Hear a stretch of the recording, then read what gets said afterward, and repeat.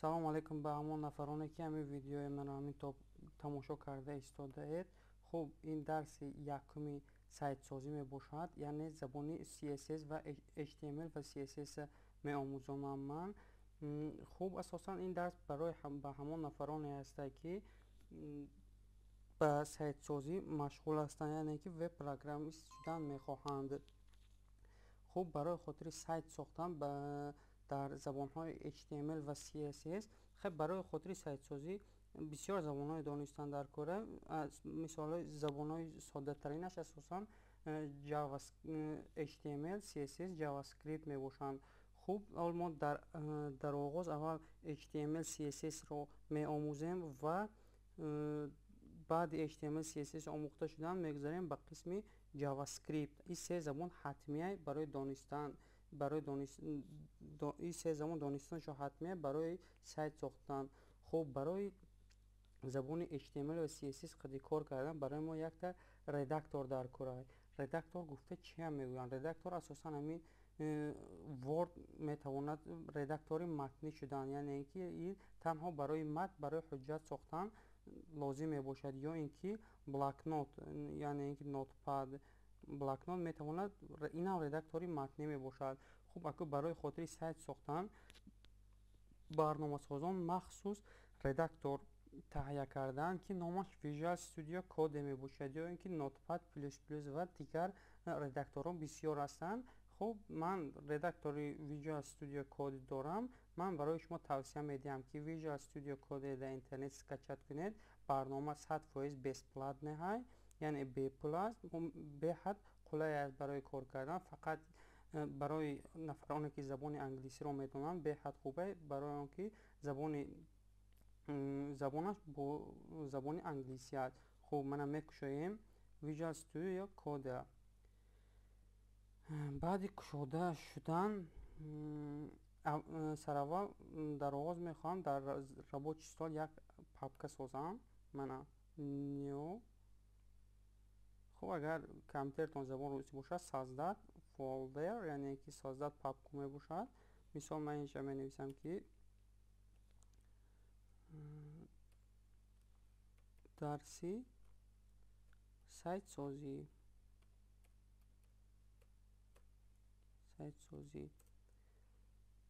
дарси сайтсозӣ якта будааст. менависам дарси сайтсозии 2.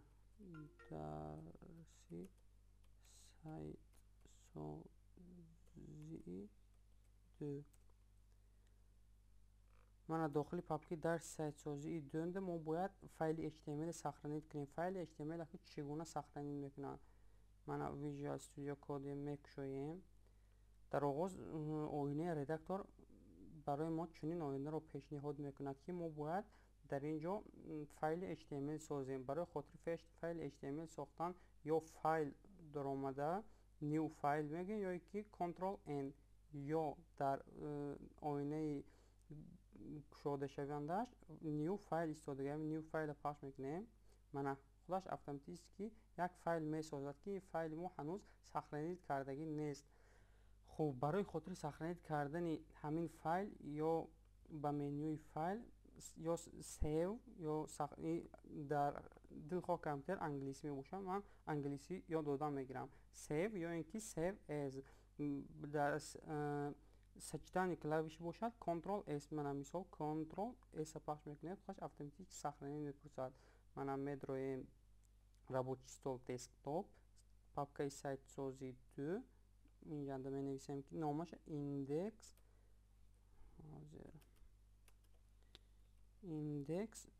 нуқта html мемонем. нуқта html. ман ин нуқта html ки мондам ман дар охири номи файл, ин формати файла нишон медиҳад, ё ин ки нуқта html монед, ё дар строкаи plain text медроем html интихоб мекунем. мана html ба таври автоматӣ худаш менависад index html. сохранид пахш мекунем.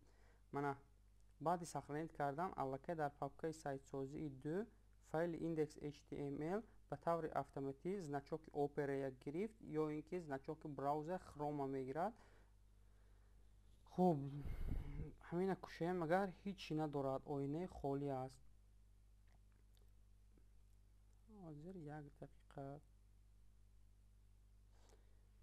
хуб, барои хотири дар дохили навистан асосан кодҳои стандартия.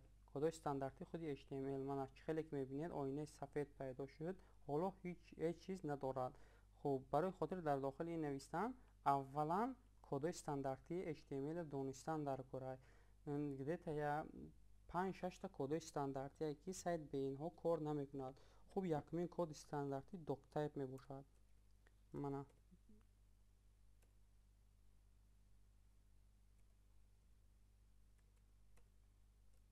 doctype HTML мана инам коди стандартӣ мебошад.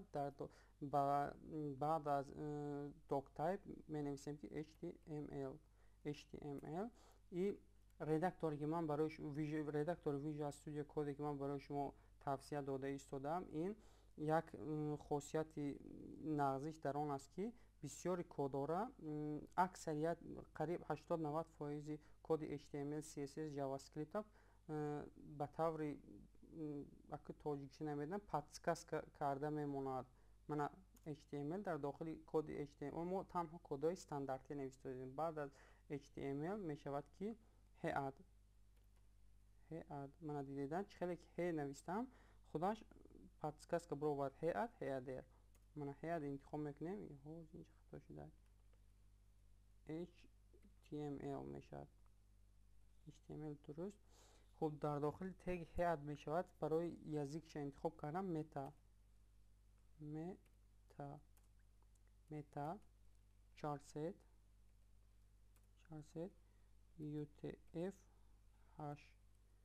ҳангоми meta 400 UTF-8 навистан дилхоҳ забона қабул карда метавонад. мисол, мо агар ин сатра нанависта дар браузер дар қисми боди бо ҳарфҳои тоҷикӣ ё ҳарфҳои лотинӣ нависем, браузер қабул намекунад, хатогӣ нишон медиҳад.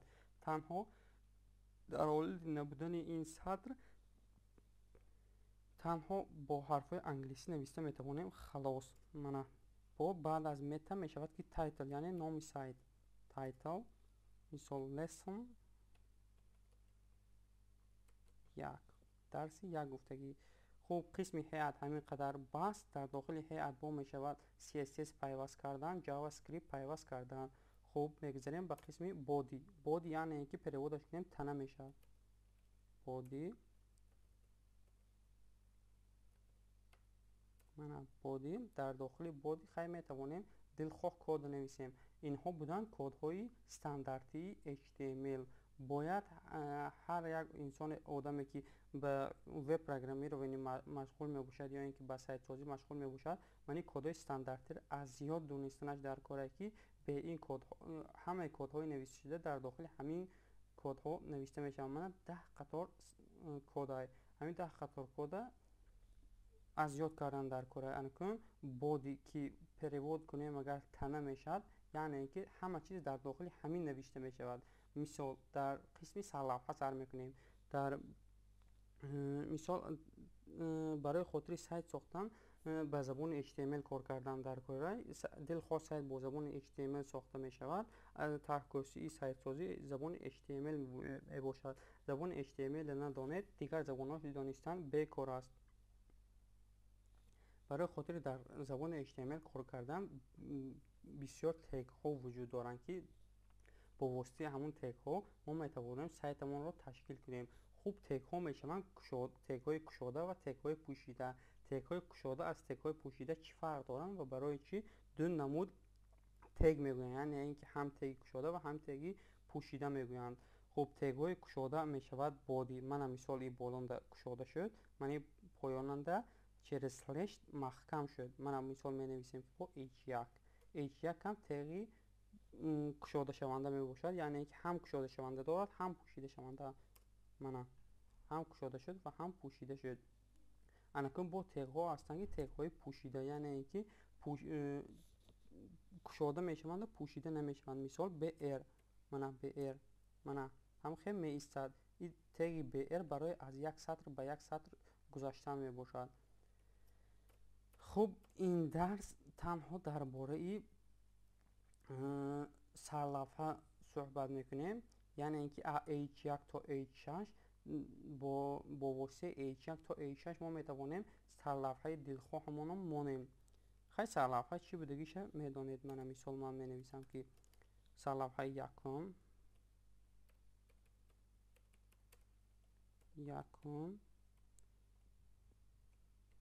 این می شود که با سرلوحه دویم h2 allakay با h3 قطعی سرلوحه سیوم میمونیم.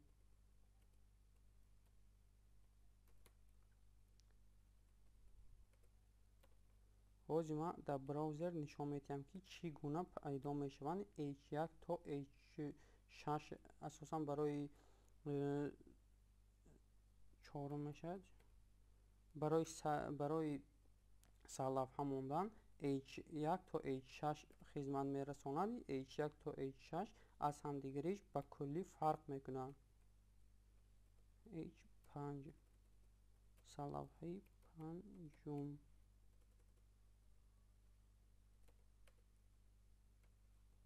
خب من یک دیگهش h6 ششم خوب سخرانیتش میکنیم. من یا کنترل S یا که فایل سیو یعنی سخرانید. من سخرانید که کردیم میگذاریم به براوزر. یعنی ایندکسی که در اینجا ایندکسی در داخل پاپکه سایت سازی در سایت سازی نوشته بودیم کشادیمش در اول سفید بود. من کد نوشته مثال داخل بودین h1 تا h6 نوشته تگ‌های سرلوحه قطعی سخرانید کرده براوزر میگذاریم. براوزر یا با امنوید میکنیم. من امنویدش میکنیم سرلوحه نوشتگی ما پیدا شد. نو لیکن با نمودهای گوناگون. من سرلوحه یکمش کلانتر، دویمش خردتر، سومش با خردتر، چهارمش با از این هم خردتر، پنجم با خردتر، ششمش نسبتا خردتر می باشد. خب از 1 تا 6 که بالا برآمدن گرفت حروفش خرد شدن میگیرد. لیکن همون خیلی ژیرنی ماندگی های همه ژیرنی هم پروستا رزمیرش خرد شدگی های. اینها بودن 6 نموده که به 6 نمود تگی که برای سرلوحه گذاشتن خدمت میرساند. خب برادرای عزیز و آن نفرانی که این ویدیو رولیک تماشا کرده ایستاده اید، درس امروزی ما بود درباره یکمین درس سایت سازی.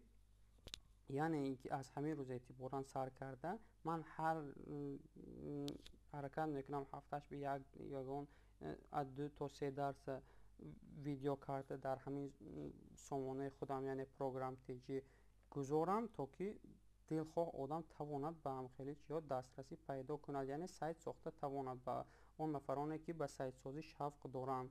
خوب درس امروزی ما بود درباره ساختن فایل ایندکس HTML و کدهای استانداردی و ساختن سرلوحه.